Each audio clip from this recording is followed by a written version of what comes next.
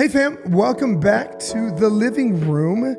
This is a space where we're committed to have real conversations and to share those real conversations with you. And our hope is really that they will help you whatever space of life you're living in. We're all living in different rooms, right? Like we're all living in different spaces, different areas, different stages of life. And we just hope that the conversations Diana and I have are helpful to you. Yeah, we always hope that the conversations we have can maybe give you a different perspective, a new perspective. Our hope and prayer is that these conversations will push you forward, push you towards Jesus in whatever space you live in. Yeah, I love that, 100%. And before we jump into the conversation that we want to share today that I can't wait to have, I just want to say thank you to all of you who are new to our channel. We started this, we're 3 episodes in. This is episode number 4. And then over the last couple of weeks, we've had a couple hundred people subscribe, jump into the conversation, and it's absolutely humbling. What an honor to share our living room with you. Welcome to the room. Glad you're here. We don't have any special effects. Yeah, not yet. We'll level up one day. We'll level up one day. We'll get a different subscription. We'll have the special effects. No, but seriously, it really means the world to us that you would share this space with us, and whatever space your life is in. We've gotten so much feedback from you. We love reading the comments. We love reading the DMs that you send us. And we really do love interacting with you. And as you've seen, if you've written us, we've definitely written you back. Yeah. So do that. You know, if something is speaking to you, let us know if it's blessing you, if it's helping you, if it's confronting you. I had a guy DM me, shout out to my boy Adrian in El Paso. We used to work out together way back. This is so random. Yeah. But we used to work out way back. And he was like, bro, this is like a punch in the gut, a slap in the face. And it's so good. And my wife, I started applying some of the stuff and my wife already started noticing. Oh, I love that. Isn't that cool? That's super cool. And you know, like if people are asking, I've had some people ask me like, hey, what's the living room? Is it a marriage podcast? Is it a church podcast? Like, what is it?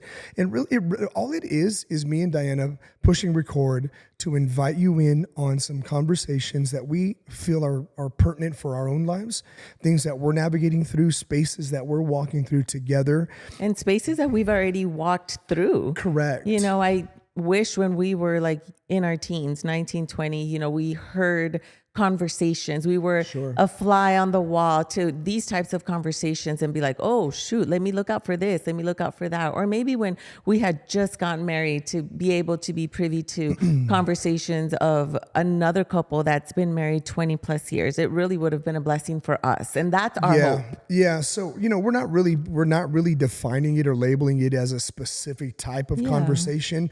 You're at some point, you'll probably hear us talk about leadership. You'll probably hear us talk about parenting. You'll probably hear us talking about planning for future. You'll hear us talk about theology and doctrine and Christian faith, because that's the space we live in. Currently, we've been talking a lot of just about interpersonal stuff because that's the room we're in, you and I right now. Our growth, our own personal growth. We're talking through dynamics that we're learning through. And our goal really is to just let people sit in the room with us. I love that. People have shared that with us, that, man, I feel like I'm sitting in the room with you. Yeah, I love that. That's always a blessing to us. And that's always our heart for you, that our lives would be open to you. Today, I wanted us to talk about, or you and I had discussed talking about just this idea that I think a lot of us, if we're not careful, it creates unnecessary anxiety, unnecessary stress, if we don't manage it well, or if we don't understand it or approach it well. And that's the thought of just control. Yeah. Period in life, right? There's so many different applications that we can talk about in regards to control. However, you know, just the thought of control, period, is one of those things where it's like, man, I don't know that I understand it all the way yet. You know, there have been seasons of my life and seasons of our lives together where I thought we were in control. And we were absolutely not in control. So random. It's like in my head, sorry. God is in control.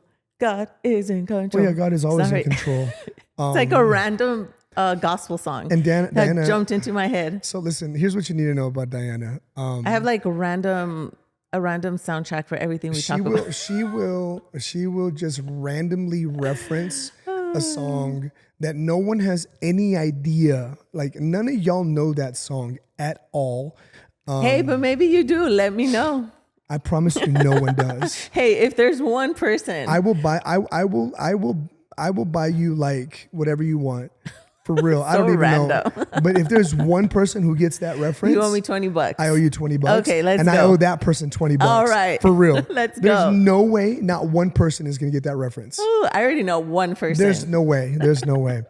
But just like Diana said, God obviously is in control, I'm not going to tell anyone who that is. Exactly. By the way. I'm not Don't going to say it. I know who it is. I'm going to give myself $20. Speaking of control, what about our kids who like keep track of what we owe them? As soon as they wake up, hey, you got my $3? Bailey, this is Bailey Grace Ramirez. Dad, you got my $8? I owe her like $18, by the way. And she will count every single dollar, even though we've bought her all kinds of stuff. No, even though she gets to live in our house. Yeah. Yeah. She's still waiting for those $18. That's a whole other conversation when we talk about parenting. But the thought of control, I remember reading books by Dr. Henry Cloud, who I really appreciate, and I think he's absolutely brilliant. He wrote a lot on the thought of boundaries, which I suppose, yes, absolutely. Boundaries are a form of imposing control in your life. But he makes this statement, and I want us to start here. Like I think this is a good place for us to talk. He makes a statement about control and about controlling your life, and he in all of his books. So he'll write like boundaries for couples, boundaries for dating, boundaries for leaders, boundaries for kids. Yeah, boundaries for kids. It's really good, by the way. If you get incredible. a chance, go and read through some of his stuff. Yeah, it'll bless you. But his statement that he makes on a consistent basis is this: he says, "And remember, you're ridiculously in control of your life." Do you agree with that? I think half and half.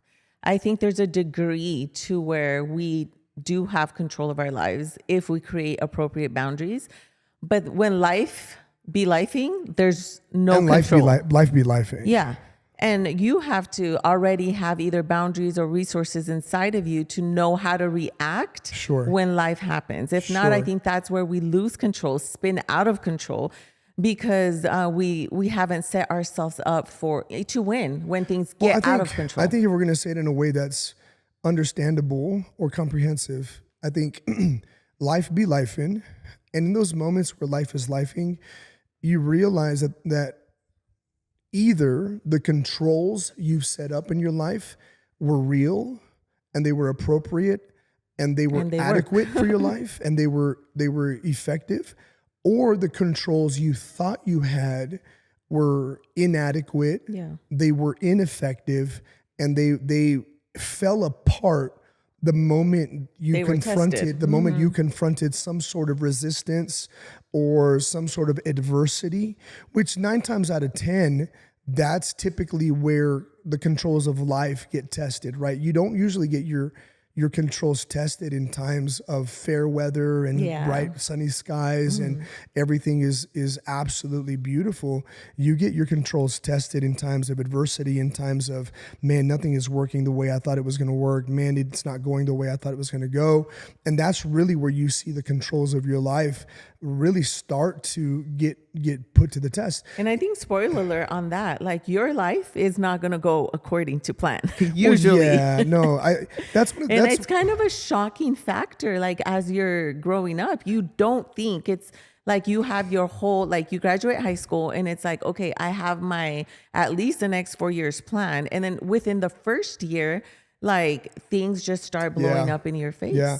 I have a perspective on that may be too profound or maybe too much for this conversation, but one day I want to have this conversation in the living room. And that's the thought of, we often correlate divine destiny with personal entitlement, like God is supposed to.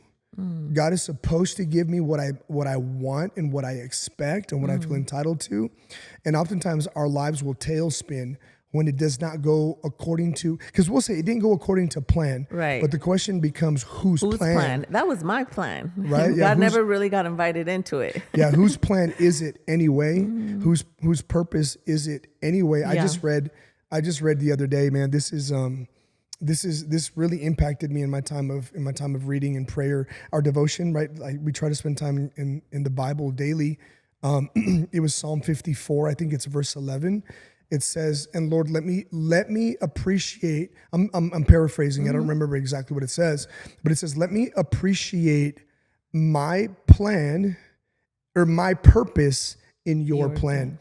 Oftentimes, for me, whenever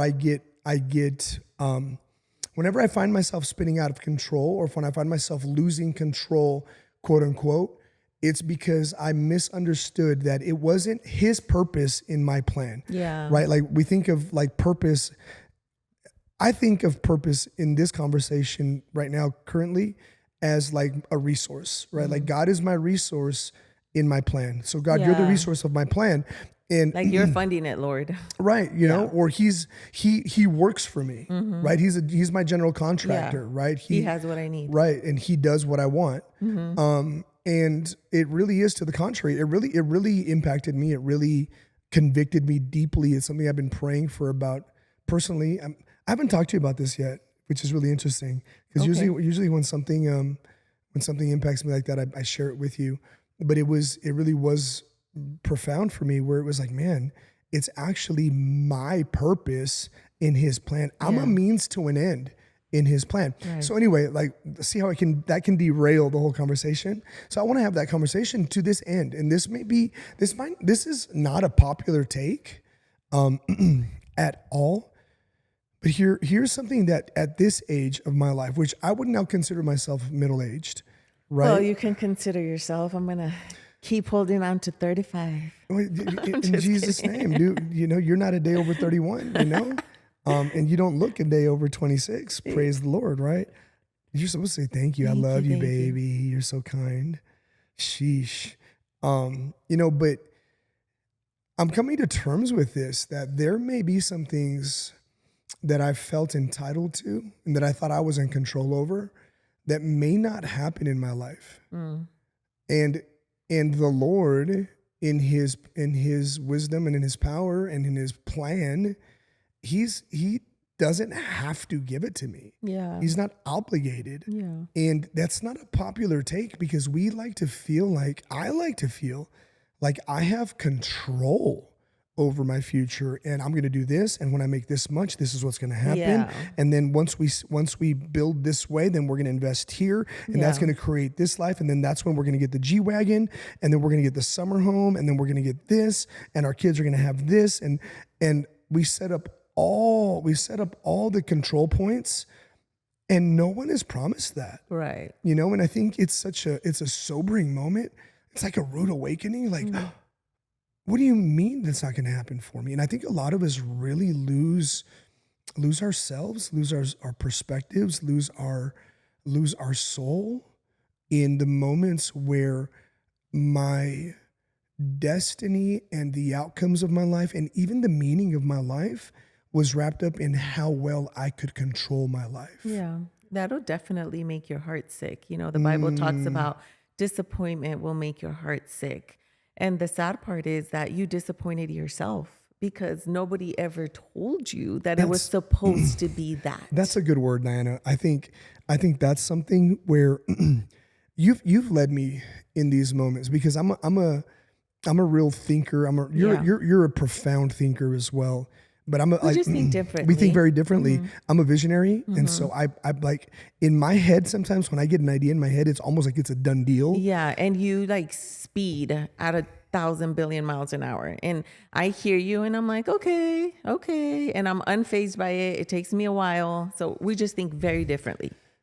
Yeah, and then when things don't happen, it just becomes this, like, it's crushing. Yeah, And I'm grateful to you that you've actually ministered that to me. Like, you've led me in that way where it's like, hey, big guy, it may not go the way you think it's gonna go, and you need to you need to come to terms with it. Yeah. Now, I hope it doesn't come off like, I hope I'm not coming off like Depressed. I'm raining on the parades, because I think there should be a degree of healthy hope and expectation. 100%. Right? I think it's important for us when we pray with expectation and hope. Yeah, there's the context biblically that you're referring to in the book of Proverbs is unrelenting disappointment makes the heart sick, Yeah. but a suddenly good turnaround is a tree of life, right? Think about unrelenting disappointment. The moments where I have latched on to wanting to control outcomes, This one thing. Yeah. to wanting to control people, Yeah. to wanting to control Situations, situations, and it inevitably, the fallacy that I'm in control has led me to disappointment. Yeah, because you're not. And over and over and over. It's like the waves of disappointment just washing over and over. But a suddenly good turnaround is a tree of life. And when I think of that, fulfilled hope is a suddenly good turnaround. Yeah. Right? Or unexpected joy. Yes. Unexpected joy. For you and I, we've lived a life of that, of just, it's almost like we stumble into incredible outcomes. And not to say that we don't plan. We've planned our lives, and a lot of things in our lives have gone according to plan. And even today, we're dreaming and scheming about certain plans for the next part of life and the next seasons of life. But in that, we're learning to say, okay, this is what we think it's going to be, but ultimately, God is in control. Yeah. That was a great place to put it in. Where's the choir at? Sorry. They were Where's on the water choir? break. It's because I was thinking, like, sometimes when you do have that disappointment, like, I remember the Lord just ministering it to me. I'm going to say maybe 7 years ago, where I felt our life was going to go a certain way, or my life was going to go a certain way, and it just wasn't happening. And I was kind of stuck for like 2 years of just feeling sad and feeling like, God, Lord, this is it. Like, man, I've been so faithful to you. And like, where's your faithfulness to me? Wow. And I don't think the Lord wasn't faithful, but in those moments, I was learning stuff about myself that hadn't been revealed. Yeah. Like stuff like entitlement and stuff. Well, you just took the word out of my mouth. Like, I was legit thinking, oh my gosh, you made this statement, Lord, where's your faithfulness to me? Yeah. Where it's like, holy smokes. Right. I'd never really thought so clearly until you said that, how much this misplaced sense of control creates entitlement in our spirits and in our thinking and in Well, our because expectations. the way we were raised was very much works-based. So it's like, Lord, if I do this for you, you're going to do this for me. You're obligated. Yeah. So I was still in that detox mode of where we came from. And the Lord was still cleaning and purging that out of me. But I really didn't realize that that's what it was. Wow. So in that time of like, no, I need to cleanse you. I need to renew your mind. I need you to fall in love with me more than the plan you have for yourself, is where I think it took that long. It took like I wish it was faster, but it took me a minute to where I surrendered control. And I was like, you know what, God, like, I think you know better for me. Yeah. And I was able to truly, truly say, you know what, God, I trust you. And I think since then, my heart has been so settled, even when stuff comes our way and it does shake us and move us. Okay, you have your fit, but it's no longer going to throw me in a hole or in a place of like, oh man, this sucks, and now I'm bitter or upset. Yeah. No, because the Lord has already cleansed me from that. And now I have the proper boundaries on how to react when things do go out of control. Yeah, you're never not in control, but I heard you say a while ago, you said, you're not in control of what happens around you, right? You can't control life. Right. There are things in life that we just can't control, but you can control how you respond, right? And what I'm hearing you say right now is, man, I'm going to control my response. I do have control over how I respond to the Lord. And if we just put it in the motif of that proverb, right? Of, unrelenting disappointment makes a heart sick, but a suddenly good turnaround is a tree of life. I wonder if the most important turnaround is the turnaround that happens in me. the turnaround that happens in my expectations, In the your turnaround that happens in my perspective, perspectives, in the your turnaround that soul, happens, in your processing, in your thinking. yeah, Yes, God is so kind that I think if you allow him to, he takes you to that level of like, let me change you. And when you change, then everything around you can change, but you know how to react. that's beautiful. You know, learning how to react in times of feeling like I'm out of control is a big thing. And I wish I had been taught the skill set of learning how to react when I was younger. Yeah. Today, I think we have a degree of skills that really help us, and you know, contentment over control is a big thing. Mm-hmm. Learning to be content with where we are today, where we believe we're headed tomorrow, Mm-hmm. and grateful for where we were yesterday. Mm-hmm. Contentment really is a great perspective to manage life when you start spinning out of control. Yeah. Um, I think commitment to today. A lot of times when I was grasping, right, just grabbing for control and Mm-hmm. grabbing for trying to have a sense of control, I would lose my commitment to today. Mm-hmm. Or it was because I had no commitment to today. I was so infatuated with if and when Mm-hmm. that I was really just underappreciating here and now, Yeah. you know? That was a big thing for you for a long time, where the here and now really didn't matter because it was if and when and when and when. No, yeah, you're right. I think the issue was appreciation for here and now. And I think what happens is wanting to live in tomorrow and wanting to live in the ideal and wanting to live in what I really, really want really makes me unappreciative and unaware. And it robs me of today, Yeah, you know? I think the Lord also helped me with that when I became a mother. I think when the girls were, I'm going to say between 2 and 3, and then maybe 5 and 6. Um, the Lord put into my heart, like, be here in the nowness of life. I know nowness is not like a real word, But it's a good use, man. It's bad grammar, but it's a good point. yeah, but that's Yeah. how the Lord gave it to me. Like, be present in the nowness of Yeah. life.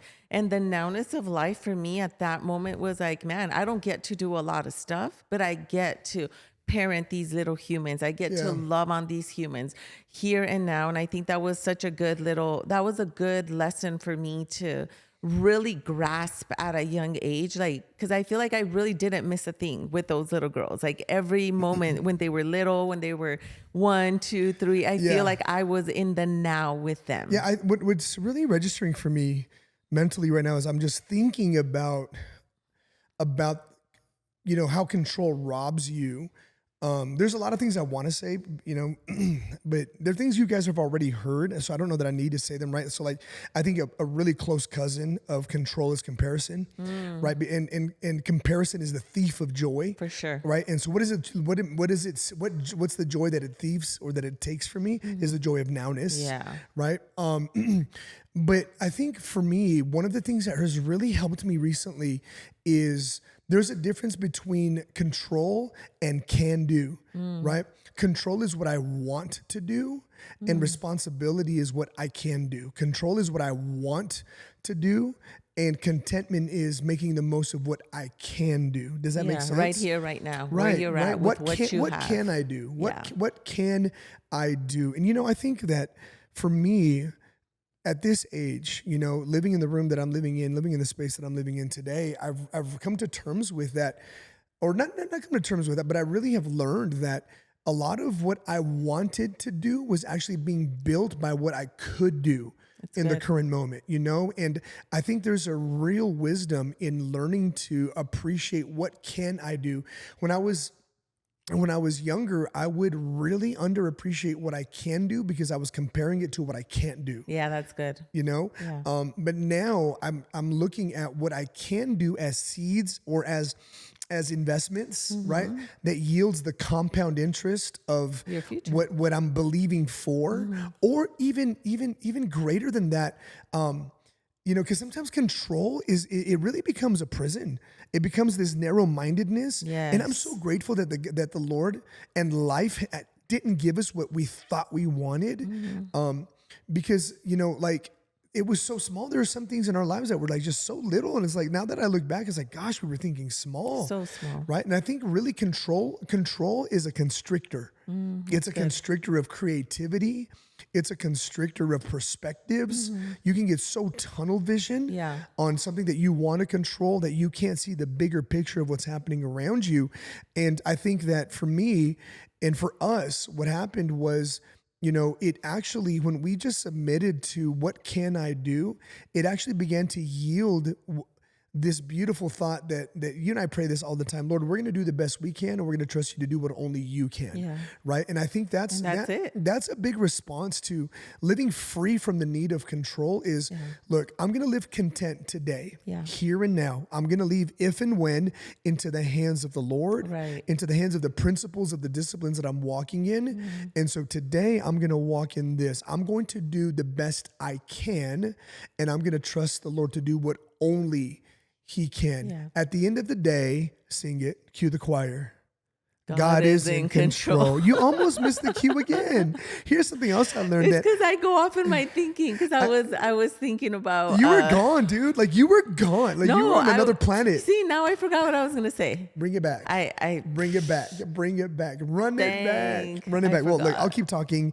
Oh, there we go. No, I was going to say, because even with like going back to comparison, you start comparing, and you can't even be in the presentness of now, because you're like, oh man, now you're lost because you're comparing to somebody else's life. No, comparison completely robs you of perspective, of joy, of appreciation, of really seeing how the things are framing and forming for you. It makes you lose the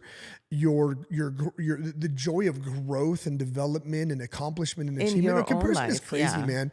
Comparison is an absolute killer, an absolute enemy. I'm just grateful that we've been able to control what we could. Again, I'm going to do the best I can with what I have. That's a great thought on excellence, right? I'm going to do the best I can with what I have, where I am today. Now, I'm going to do everything that I'm supposed to. I'm going to do everything that I can, and I'm going to stop trying to control what I can't, because when I try to control what I can't, then God can't do what only God can do, right? And so I really want God to do what only God can do. I want those results in my life. For real, because his thoughts and his ways are just so much better, so much grander. Our minds are just so, like you said, tunnel vision. And God is a drone. He has already seen it all. So he's up here hovering over your life and saying, like, I got you. You like, I'm watching you. And this, you can only see where you're at. Right in front of you. But you can see what's ahead for you. Yeah, that's very good. Control is such a limiting thing, or the need for control, right? Now that's not to say that disciplines and boundaries, I think that's a different type of control. How about this? That'll set you up for good life. There's a difference between the need for control for outcomes and the need for control for future and all that versus self-control. Because you do need self-control. You need to discipline yourself. You need to buckle down. You need to, I'm going to control myself and say thank you when I want to throw a fit and be a little baby. How many times have I cried on your lap, right? Like, how come it's not working for us? And how come we haven't gotten permission to do that yet? And how come the Lord hasn't released us yet? And I wish, how many times have I said this to you? I wish I could just be a guy who just took control and didn't really care about being submitted to God. And, because we live our lives submitted, right? But at the end of the day, God is in control. Come on, choir. God is in control. I love it. We got all the parts. All of it. We got it. No, really, but God is in control. I'm just here to serve it. And I serve his way. I serve his purposes. Hold on.